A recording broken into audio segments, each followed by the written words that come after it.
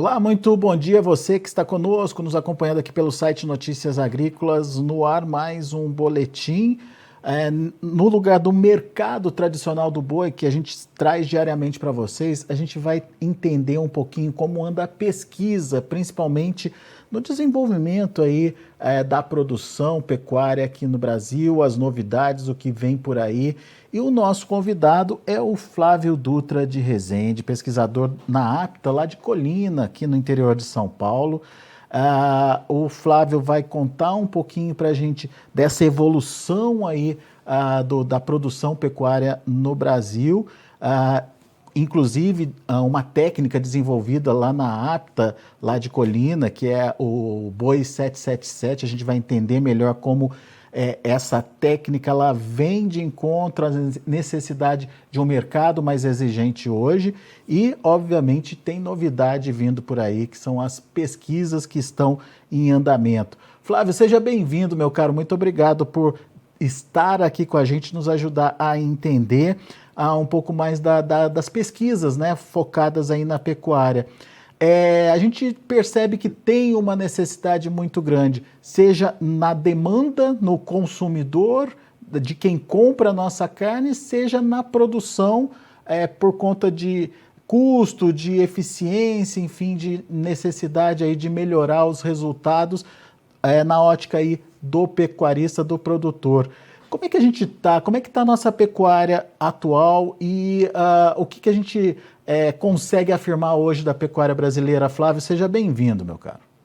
Muito obrigado, Alexandre, a todos. Que prazer estar aqui falando, né, nesse canal que tem uma penetração muito grande aí no setor produtivo, né, setor de agronegócio do Brasil. Assim, a pecuária brasileira, obviamente, ela está em constante evolução, né? Nós pensando até lá na década de 90, até no início dos anos 2000, né, nós tínhamos uma pecuária bastante tradicional, abatíamos animais mais leves, abatíamos animais aí com 3 para 4 anos de idade, e depois de meados dos anos 2000 para cá, nós pegamos aí um boom de crescimento muito grande com a questão do uso das tecnologias nos diferentes segmentos da pecuária, né? Tanto na cria, na recria e na engorda. E isso, obviamente, tem algumas questões, né? O mercado começou a demandar cada vez mais animais mais jovens. Importante relatar também que o bezerro, né? Para quem produz o bezerro ou para quem compra esse bezerro, até por volta de 2006, 2007, você vendia um boi gordo e comprava 3, 4 bezerros, dependendo da situação. E aí esse bezerro começou a ficar mais caro, ou seja, a arroba do bezerro começou a ficar mais cara em relação à arroba do boi gordo, por exemplo. E aí aquele pecuarista que trabalha com cria começou a ver e falou, opa, eu tenho agora uma oportunidade, ou seja, se eu vendo um bezerro de 160, 170, 180 quilos, é uma coisa. Se eu passo a vender um bezerro de 200 quilos, 220 quilos, é outra coisa. Ou seja, eu passo a ter mais receita na minha fazenda, porque aquele bezerro que era vendido na perna, como a gente fala, passou a ser vendido por quilo. Agora, não se produz um bezerro de 200 quilos para cima se eu não tiver uma boa genética, se eu não tiver uma boa sanidade. E mais ainda, né, mesmo tendo genética e sanidade, né, ajustada já, a gente demonstra claramente na pesquisa hoje que aquele bezerro, por exemplo, se eventualmente a mãe passou alguma necessidade nutricional durante a gestação, aquele bezerro, a hora que ele cai no chão, ele tem um motor mais fraco do que, por exemplo, aquele bezerro cuja mãe não passou por restrição durante a gestação, tá? Então, assim, hoje a gente demonstra isso, né? As pesquisas já estão um conhecimento que a gente tem, que difunde e que muitos pecuaristas já usam, né? No dia a dia das suas fazendas. Então, isso é importante. E toda vez que a gente faz essa analogia do motor, é importante, porque depois que o bezerro nasce, é uma corrida contra o tempo. Ou seja, eu posso querer abater esse boi lá no final, aos 2 anos de idade. Já tem pecuarista batendo aí com 1 ano e meio, no máximo 20 meses.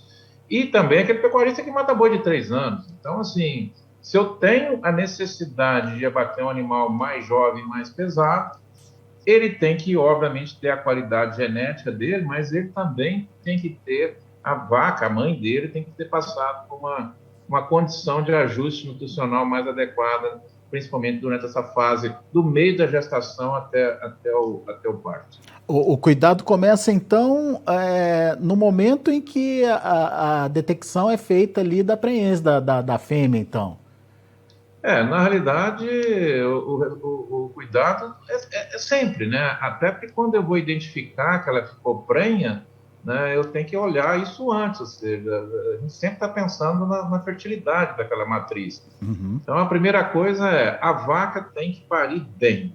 Se ela pare bem, significa que a gestação foi bem feita. E ao parir bem, ela está apta a começar a ciclar mais cedo possível, né? O pecuarista que trabalha hoje com cria, ele já sabe, aquele bezerro que nasce mais cedo, ou seja, aquele bezerro que nasce em agosto, setembro, é um bezerro totalmente diferente do que aquele bezerro que nasce lá em dezembro, por exemplo. Então, assim, eu consigo acelerar mais o desempenho desse animal, desse bezerro do cedo, do que do bezerro do tarde, por essas razões que a gente acabou de falar.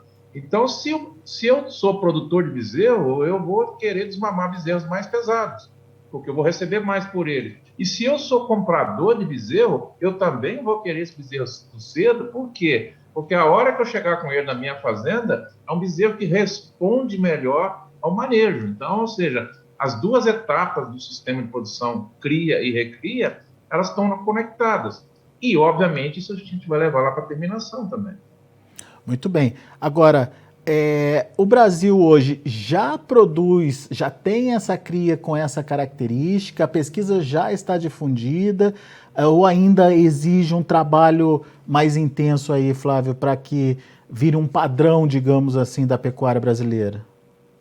A nossa pecuária é muito grande, né? Então, assim, você tem que pensar não só em termos de número de animais, mas também o Brasil é um país continental. Então, ainda tem muito pecuarista que é extremamente tradicional, né? Então, esse pecuarista que é ainda extremamente tradicional, de cria, por exemplo, logo que você vai ver a bezerrada dele, que ela está sendo desmamada aí com 150, 160 quilos, estou falando de macho, né? Agora, por outro lado, você tem pecuarista hoje que não vai bezerro aí de 250, 270 quilos, assim, uma distância 100 quilos a mais.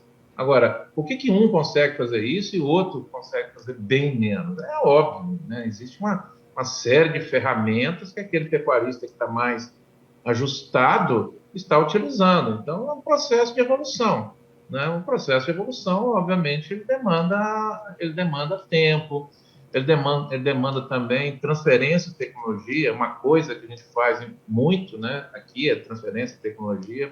A fazenda, né, uma fazenda de produção aqui de pecuária de corte, né, onde a gente faz pesquisa, então a gente recebe muito pecuarista para poder treiná-los aqui, a gente também faz dias de campo, né, para poder transferir essas tecnologias também de forma mais massal, ou seja, um volume maior de pessoas visitando a gente conseguindo mostrar para que ele possa olhar que essas ferramentas existem, ele leva aquilo para sua fazenda e lá ele vai se adaptando àquela realidade da fazenda dele. Muito bem. Aliás, no mês de agosto tem um evento já agendado lá, que é o Beef Day, a gente vai falar dele daqui a pouquinho, Flávio. Mas antes eu queria entender um projeto de vocês, né, que começou a ser divulgado em 2015, que é o Boi 777, que está dentro, ou que vai de encontro a essa necessidade aí de uma produção mais intensificada, de ganhos de peso sendo respondidos aí, ou sendo acertados aí, enfim, uma pecuária mais eficiente, que é o Boi 777. Conta um pouquinho para a gente desse projeto, Flávio. Como é que tá a difusão dele aí no mercado? Enfim, como é que vocês estão trabalhando com esse conceito?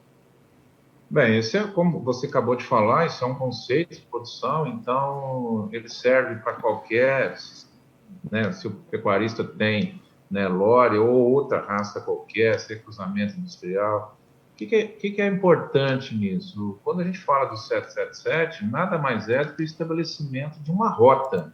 Ou seja, eu tenho uma meta de produção para cria, eu tenho uma meta de produção para recria, eu tenho uma meta de produção lá para a fase de engorda. E quando a gente usa os 3 sets, né, que é o 777, nada mais é do que desmamar um bezerro, né, por volta das 7 arrobas. Aí nós estamos falando de um bezerro de 210 quilos. Esse bezerro, lógico que a gente tem fazendas fazendo mais do que isso, mas o problema é que a gente tem muita fazenda fazendo menos. Então, assim, esse é o primeiro passo. O que eu consigo fazer para chegar nesse bezerro de 7 arrobas? Aquele que está conseguindo fazer mais, ótimo, né? Ou seja, ao invés de desmamar com 7 arrobas, tem muita gente desmamando com 8, por exemplo. Então, esse pecuarista já evoluiu. Mas o problema é que a gente quer resgatar aqueles que ficaram para trás, tá? E, obviamente, as pesquisas nossas são em todos os sentidos, né? De melhorar os índices de fertilidade, entender as diferentes categorias de cria, ou seja, se eu estou trabalhando com uma vaca multípara, uma vaca secundípara, uma primípara, assim, e a novilha, como que eu vou chegar com essa novilha, a condição nutricional que eu vou dar para ela, né? Nós estamos aí em diferentes regiões, que muitas vezes chove mais ou chove menos, ou seja, eu tenho que saber o que eu tenho que fazer. A hora que eu chego com esse bezerro lá no desmame, a gente tem que traçar para ele uma estratégia nutricional ao longo do período de recria. E por que a gente faz o 777? Nada mais é do que abater um animal com 2 anos de idade. Então, se eu desmamo esse bezerro com 7, 8 meses e faço uma recria de 12 meses, eu já vou estar com esse animal bom e magro lá por volta dos 400, 420 quilos, que são as 14 arrobas, lá por volta dos 20 meses de idade. Aí eu vou tomar a decisão se eu vou levar esse animal para o confinamento, ou eu posso fazer uma terminação intensiva a pasto, né, que a gente, vários trabalhos que nós fizemos aqui, difundimos isso aí Brasil afora. Então, assim, existem diferentes estratégias. O mais importante é que o pecuarista faça um planejamento. Então, o que a gente estimula muito dentro do modelo 777 é que ele mensure isso, que ele tenha uma planilha de custos para ele poder tomar decisão em quais segmentos, em qual época do ano ele vai investir mais, ele vai investir menos. Tá? E eu passo que se eu abater esse animal com 2 anos de idade, eu tenho no final um animal que ele atende às exigências do mercado. O consumidor de carne hoje quer um animal mais jovem, quer uma carne de melhor qualidade. E mais ainda, os frigoríficos hoje, que, por exemplo, estão habilitados para a China, querem animais jovens, porque senão eles não conseguem vender esse boi para a China. Então, assim, a gente consegue casar o projeto do Boi 777 de forma que atenda carne de qualidade para o mercado interno e mercado externo e também, obviamente, né, rentabilizando mais as fazendas que estão adotando esses modelos com mais tecnologia. E se encaixa nesse modelo de sustentabilidade que o mundo está exigindo hoje também, Flávio?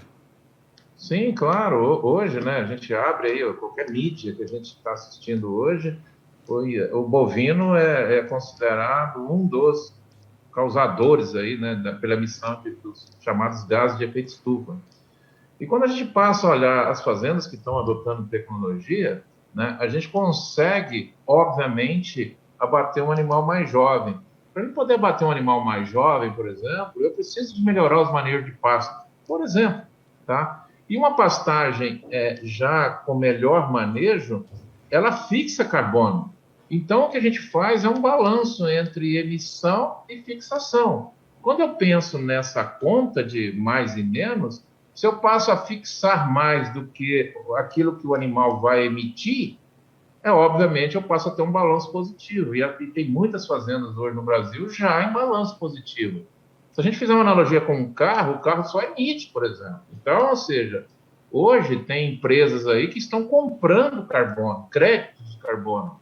E a pecuária sustentável, igual nós estamos falando, ela vai vender esses créditos de carbono. Inclusive, já tem empresas começando a iniciar os trabalhos no Brasil, comprando crédito de carbono das fazendas que têm bons manejos para vender para segmentos, por exemplo, que não tem como ele fixar carbono. Podemos citar aí indústria automobilística, setor aéreo, empresas aí de diferentes tipos, né, que são empresas que, obviamente, estão emitindo carbono, né, que independente de ser na forma de monóxido de carbono, gás carbônico e outras formas que o carbono pode estar sendo jogado na atmosfera, né? Você está dizendo de uma transformação de um carimbo de vilão aí para, de repente, uma atividade que pode, inclusive, vender crédito, é isso, Flávio? Sim, claro. Infelizmente, muitas vezes por desconhecimento de quem está do outro lado, coloca uma marca na nossa pecuária como sendo uma pecuária que não seja sustentável. Muito pelo contrário, o pecuarista hoje, né, nós temos um código florestal dos mais rigorosos do mundo, ou seja, e hoje, com o uso de satélite, o pecuarista que vier a descumprir as regras do código florestal, ele vai ser multado, obviamente. E os frigoríficos hoje têm dentro, para compra de gado, por exemplo, ele tem que mapear as fazendas e saber se aquela fazenda, por exemplo, tem algum passivo ambiental. Isso hoje você pega por satélite.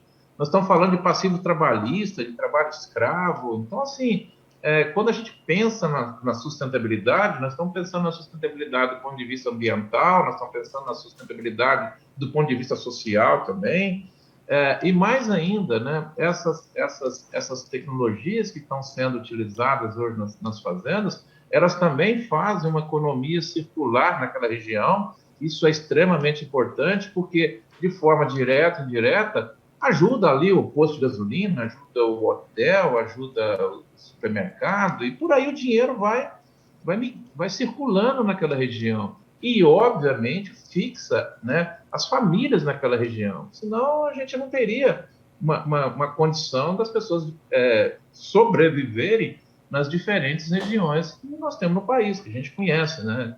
Regiões com mais poder, né, mais poder aquisitivo. E aí, quando a gente pega agora, a pecuária está sendo muito associada também à agricultura, né? Ou seja, agricultura pecuária.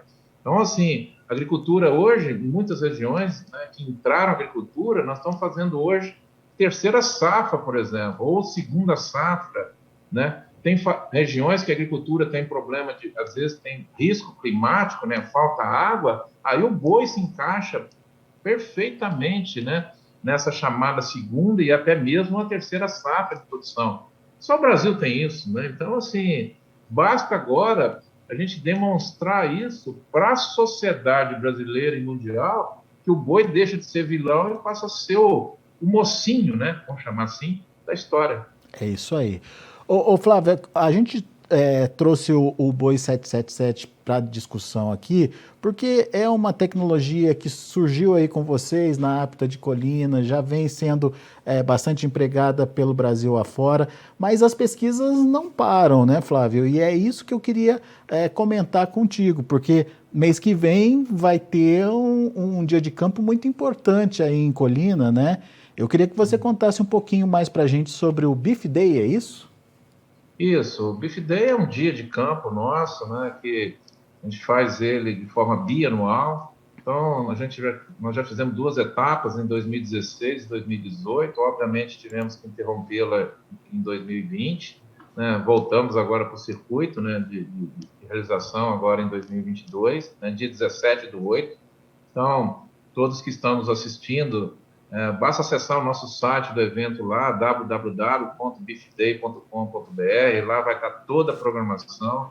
Vai ser um dia de imersão aqui na Apta em Colina, onde o pecuarista que vier nos visitar vai poder ver o que nós estamos fazendo com o segmento de cria, né? Então ele vai ver na prática, ele vai ver os animais, ele vai ver as diferenças entre usar ou não usar uma tecnologia lá na cria e como que isso impacta lá no bezerro, no nascimento, no desmame, as diferentes ferramentas, né, as diferentes estratégias de recria, as diferentes estratégias para terminação, por exemplo, terminação a pasto ou terminação em confinamento. Então, assim, é um dia de muita demonstração de resultado. E que resultado? Resultados que nós pesquisamos, né, nesses últimos 4 anos, né, E muitas vezes, né, o pecuarista, às vezes, ele não tem acesso a esse material por alguma razão, né? Então, assim, a gente difunde muito isso através de eventos Brasil afora, mas a gente quer trazer os pecuaristas para nossa casa. Sim, aqui ele vai ver uma realidade no mês de agosto, mês que a fazenda está totalmente seca, né? E aí ele vai ver o que ele pode usar de ferramenta lá na fazenda dele, ou seja, ele vai ver uma fazenda que muitas vezes é muito parecida com a fazenda dele, né? E obviamente passa agora a fazer as adaptações que ele precisa de fazer para evoluir. E quando a gente fala em evolução, a pesquisa sempre vai estar na frente. Por quê? Aqui nós vamos mostrar os caminhos. E, obviamente, a gente pesquisa caminho que a gente sabe que vai dar errado. Agora, Hum. por que a gente pesquisa caminho que vai dar errado? Porque eu sei que, ao dar errado, eu tenho um resultado para mostrar para o pecuarista: olha, não segue esse caminho, porque esse caminho vai dar errado para você. Siga outro caminho. Quais? As fazendas têm as suas particularidades, e isso é importante o pecuarista entender, para que ele possa agora levar aquela tecnologia para a fazenda dele e obter o máximo do resultado. O que a gente quer de máximo resultado? Que o pecuarista ganhe dinheiro, seja sustentável economicamente, uma vez que nós estamos falando de sustentabilidade. Muito bom. Eu tenho aqui a programação e quem quiser mais detalhes, mais informações também pode acessar o site. A gente vai deixar o endereço do site para vocês poderem acessar também, fazerem a sua inscrição, enfim. Mas é uma programação bastante técnica, com bastante discussões importantes e tem dinâmicas diferenciadas também, né, Flávio? Estou vendo aqui na programação tipos de silagem, painéis sensoriais, desossa técnica para o pessoal acompanhar. Foi um evento pensado justamente para agregar conhecimento, é isso, Flávio? Sim, a gente vai ter num dia, o pecuarista vai ser capaz de entender o seguinte: dentro da porteira, depois como que o mercado está olhando para essa mercadoria que está produzindo, e mais ainda, ele vai ter a oportunidade de apreciar carnes de diferentes formas, né? Porque afinal de contas, quem produz carne, obviamente, é consumidor de carne. Então a gente quer mostrar através, por exemplo, de painel sensorial, o que é isso, tá? A hora que você vai comprar uma carne, qual a sua tomada de decisão quando você vai comprar uma carne? Lógico, além do preço, mas assim, eu quero chegar naquela carne, ela tem que ter uma aparência visual muito bonita. Ou seja, eu quero uma carne vermelha, bonita, né? É isso que a gente gosta de ver como consumidor, né? Como a pessoa que está ali na tomada de decisão. Então você vai ter a oportunidade de chegar lá numa gôndola de um supermercado e ver carnes com diferentes formas de apresentação. E isso é consequência daquilo que a gente faz dentro da porteira da fazenda. Então a gente quer conectar isso para que as pessoas tenham conhecimento para saber o seguinte: se aquela mercadoria que você produz, o mercado não quer, ou seja, o consumidor não quer, é óbvio que ela vai ser vendida mais barata, né? Por outro lado, aquela mercadoria que tem muita demanda, né, o mercado está querendo aquela mercadoria, ela é uma mercadoria que vai ser mais valorizada no mercado. E isso hoje está começando a acontecer, né?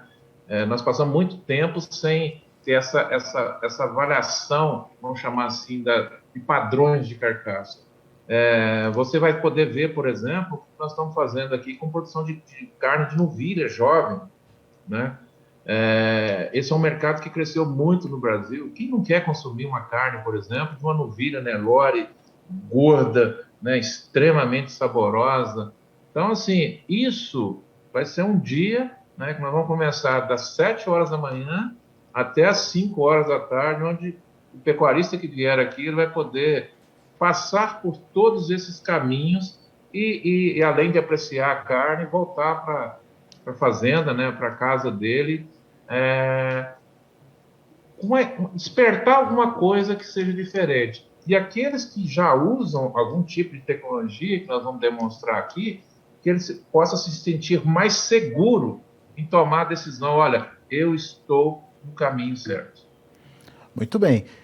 E o Notícias Agrícolas é a mídia oficial aí do evento, vai estar trazendo todas as informações para vocês no dia do evento. Antes do evento, vamos estar promovendo aqui em debates, enfim, trazendo assuntos que são pertinentes para a discussão nessa cadeia. Enfim, é importante que você se ligue, você pecuarista, entenda o que está mudando e participe dessa mudança. É fundamental que você não seja o último vagão do trem, não. É preciso estar lá na ponta, ser a locomotiva aí e puxar esse crescimento para o seu lado. Flávio, faço convite, então, para o pessoal estar com a gente dia 17 de agosto, é isso, Flávio? Isso, então, assim, você que está nos assistindo, você que quer ver coisa diferente, você que é apaixonado pela pecuária brasileira, você que é apaixonado pela carne, né, que nós produzimos aqui, venha participar conosco no dia 17/8, tá? Aqui em Colina, né, interior de São Paulo. Acesse aí, né, as diferentes meios, né, de comunicação já estão difundindo o evento, ao nosso site. Lá tem pessoas que vão te dar todas as explicações possíveis para que você possa sair aí da sua cidade, desse Brasilzão afora, e venha para cá. E só para antecipar para vocês, nós já estamos com 40 inscrições de pessoas, não do Brasil, do Paraguai, da Argentina, da Colômbia. Se essas pessoas estão saindo desses países para vir aqui ver o que nós estamos fazendo, significa que nós estamos fazendo alguma coisa diferente para atender aquilo que o mercado está precisando, né? A gente sabe que está difícil, é um momento de aumento de custo, e aí aqui nós vamos discutir sobre isso. Então, acho que é um grande dia, um grande prazer nosso aqui na APA Colina em receber o pecuarista. A gente quer transformar a fazenda nossa aqui, uma fazenda que pertence ao governo do estado de São Paulo, que essa seja a sua casa de tirar suas dúvidas, tá? É óbvio que dúvidas vão sempre existir, mas transforme isso aqui na sua casa e a gente tem o maior prazer de deixar as porteiras abertas para todos os pecuaristas brasileiros, né, e mesmo de fora do país, como eu já relatei. Muito bom. A gente vai deixar o link do site lá para inscrição, enfim, para você entender a programação, conhecer um pouquinho mais de todo o trabalho que vem sendo desenvolvido lá pelo pessoal da APTA de Colinas. Flávio, por enquanto, muito obrigado. A gente vai conversar mais vezes antes do evento, tenho certeza. E ao longo do dia, nossa equipe vai estar aí também trazendo as informações para o pessoal que não puder estar presente, mas enfim, a ideia é que você se esforce, você vá presencialmente lá para poder ter esse feedback, essa troca de informação, esse contato com os pesquisadores e entender qual a tecnologia se enquadra à necessidade da sua propriedade. Isso é o mais importante, porque também não adianta ter um elefante branco na propriedade, onde o custo dele vai ser muito alto, o resultado dele não funciona, né, Flávio? Precisa ter critérios e estabelecer aquela tecnologia que é mais adequada para o tipo de atividade dele, não é isso? Com certeza. Cada fazenda tem um caminho a ser seguido. Mas é importante que a gente saiba estabelecer as possibilidades que vão acontecer ao longo desse caminho. Então, a gente precisa de estar atento a isso. As tecnologias estão aí, né? Várias. Muitas, certamente, não servirão para determinadas fazendas, né? Mas algumas servirão e é por isso que a gente está aqui para poder passar por todas elas. Aí, o pecuarista passa a ter senso crítico para poder tomar a melhor decisão para o negócio dele. É isso aí. Flávio, meu caro, muito obrigado, viu? Volte sempre.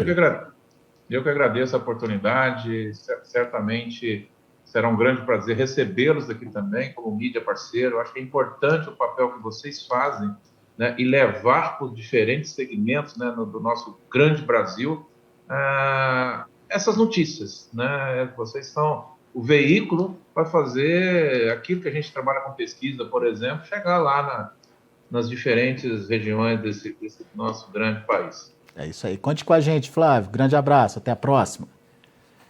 Tá aí contando um pouquinho desse evento do dia 17 de agosto lá em Colina, São Paulo, mas principalmente da necessidade de evolução da pecuária brasileira, uma evolução que já vem acontecendo, a gente já tem aí uma modificação bastante expressiva, seja em genética, nutrição, enfim, os animais brasileiros ganham repercussão também no mercado internacional por conta da qualidade da carne, e esse diferencial que o Flávio trouxe para a gente nessa conversa de produção mais eficiente, com precocidade, com esses animais prontos para serem abatidos no máximo aí com 24 meses, isso é fundamental para atender o público que está querendo esse tipo de animal, o comprador que está querendo esse tipo de animal, e melhorar a eficiência da fazenda também.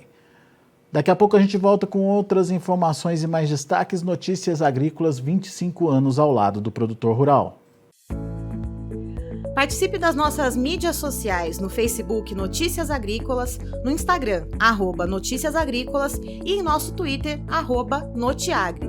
E para assistir todos os nossos vídeos, se inscreva no YouTube e na Twitch Notícias Agrícolas Oficial.